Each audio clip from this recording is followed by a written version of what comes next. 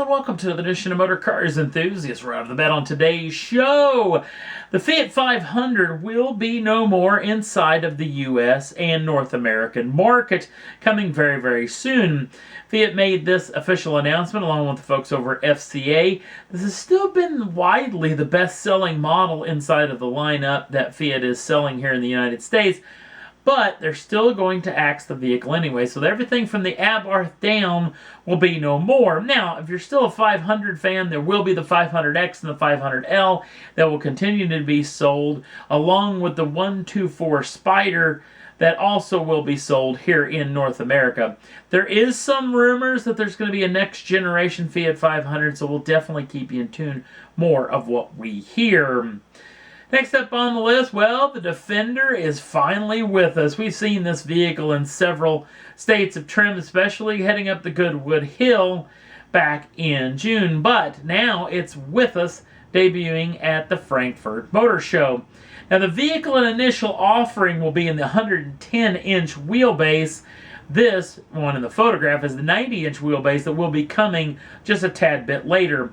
The vehicle comes with 4 different engine specs, 2 diesel options, both of those coming in 2-liter displacements, both of them turbocharged, one of them making 240 horsepower, the other one making 240 horsepower. Been able to climb to 62 in just 9.9 seconds and 9.1 seconds respectively. If you go with the 2 gasoline versions, that comes also in a 2-liter turbocharged 4-cylinder unit, that one making 300 horsepower, being able to get to 62 in 8.1 seconds. And then you can go for the top of the tree, which is a turbocharged and supercharged, yet to be named displacement 6-cylinder, making 400 horsepower. That also hooked up with a 48-volt mild hybrid system, allowing this vehicle to reach 62 in just 6.4 seconds. Now, the vehicle's got a lot of goodness. It comes in either, at least the 110-inch wheelbase, comes in either 5 seats or a 7-seat placement. It comes with a 12.3-inch tunable instrument cluster. You can also run the 10.1-inch touchscreen in the center of it that's supposedly lightning quick.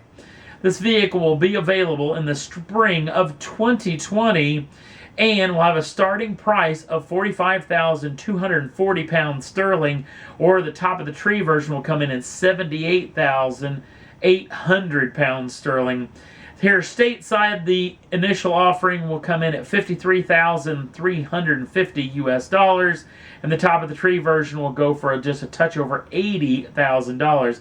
Again, these vehicles will be available in the spring of 2020, so we'll know a whole lot more coming up over the next several months. Next up on the list, well, Ferrari lopped the top off the old F8 Tributo. This is the brand new F8 Spyder. Now, the trick is, other than the convertible top, this thing is absolutely identical to the Tributo, other than it does weigh a little bit more. Both of them powered by a 3.9-liter twin-turbocharged V8, making 711 horsepower, 568 pounds-feet of torque, shifted through a 7-speed dual-clutch transmission. 0 to 62 is achieved in just 2.9 seconds with a top speed of 211 miles an hour. Now, this thing is actually 20 pounds lighter than the 488 Spyder that replaced, but it's a little over around 200 pounds heavier than the Tributo, obviously to reinforce the underside of this particular vehicle. The top can be lowered and raised in just 14 seconds with a top speed of that lowering raise of 28 miles an hour. No pricing or availability have been released as of yet, but we'll definitely keep you in tune more of what we hear. Another vehicle of Ferraris get the lop top treatment is the 812 Superfast. This is the 812 GTS. This comes power-wise, a 6.5-liter normally aspirated V12, making 788 horsepower, 529 pounds-feet of torque, shifted through that same 7-speed dual-clutch transmission. 0 to 62 is still a mystery. It's going to be a sub-3-second lap to 60, with a top speed also of 211 miles an hour. This, too, gains a tad bit of weight, almost 200 pounds over the old Superfast, and this, too, can also lower and raise the top in just 14 seconds with a top speed of that lower and raising the top of 28 miles an hour. No pricing or availability have been released as of yet, and obviously we still don't have a 0 to 60 number, so there's a whole lot more to learn as this vehicle will continue on after its debut at the Frankfurt Motor Show. Another vehicle that debuted over at Frankfurt is this particular machine, the one that we talked about in the last episode, where we talked about, you know, technically this is not a production model. Well, guess what? Bugatti had that figured out too, because this is the Bugatti Chiron Super Sport 300 Plus. This particular vehicle comes power-wise from the same old W16 that we know and love, with 4 turbochargers making 1,600 horsepower. 0 to 62 is achieved at just 2.4 seconds, and that top speed, that eye-watering Andy Wallace achieved 304 miles an hour. Now, obviously, this thing is quite a bit different, almost 10 inches longer, thanks to the folks over at Dallara that did a ton of work trying to help this machine actually be the first production vehicle to make 300 miles an hour.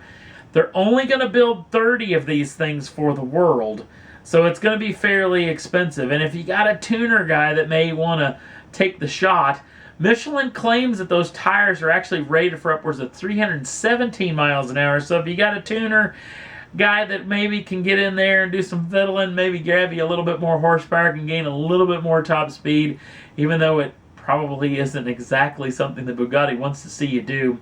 Again, 30 of these things built for the world, so it's very, very rare. Starting price. It's got a ton of options apparently that you can put on. We haven't heard the list or the pricing list for said options. The starting price is $3.5 million. And depending on where you go on the old interwebs, these things are completely sold out, or there still is a handful of them left. So if you got the 3.5 or whatever it's going to take to do the option list, you better head on down to your Bugatti dealership right quick. And that's all there was that I thought was worth talking about for this edition of Motor Cars Enthusiasts. Don't forget to like us over on the Facebook page. Links down in the show notes. Also, if you'd like to subscribe to the channel, you can do so at any time. The first dibs in the brand new shows as soon as they come out. Thanks for watching. We'll see you again real soon.